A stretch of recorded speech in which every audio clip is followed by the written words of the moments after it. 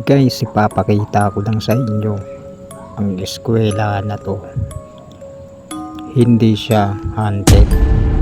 Nag-explore lang ako dito, pero bigla akong may nakita. At dito sa banyo, hindi ako mapakali dito. Merong ditong something na nararamdaman ko dito. Kaya ito na ang pagbabalik ko na naman.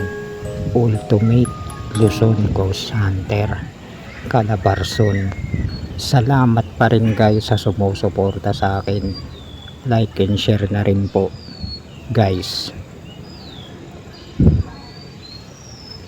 Thanks sa naka-stay tune pa rin sa akin. Maraming salamat guys. Shout out sa inyong lahat.